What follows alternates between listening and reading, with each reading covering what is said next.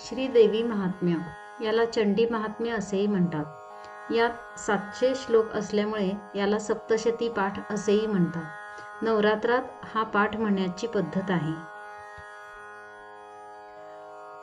पाठ करताना प्रथम देवी सूक्त, दुर्गा कवच, अर्गला स्तोत्र, कीलक स्तोत्र म्हणावे व शेवटी क्षमा प्रार्थना म्हणावी।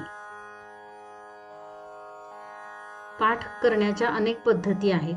त्यामध्ये पहिली पद्धत अशी आहे, देवीच्या सुपूजित मूर्तीसन्निध बसून 1 ते 16 अध्याय वाचावेत। हा 1 दिवसाचा पूर्ण पाठ होय। 9 दिवस प्रयत्नपूर्वक हा पाठ करावा।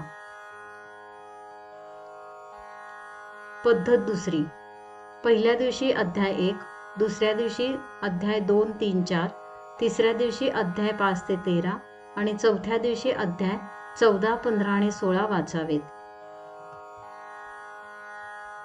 पद्धत 3, पहिल्या दिवशी अध्याय 1, दुसऱ्या दिवशी अध्याय 2 आणि 3, तिसऱ्या दिवशी अध्याय 4 आणि 5, चौथ्या दिवशी अध्याय 6 आणि 7, पाचव्या दिवशी अध्याय 8 आणि 9, सहाव्या दिवशी अध्याय 10 आणि 11, सातव्या दिवशी अध्याय 12, आठव्या दिवशी अध्याय 13 आणि 14, नवव्या दिवशी अध्याय 15 आणि 16 याचे वाचन करावे।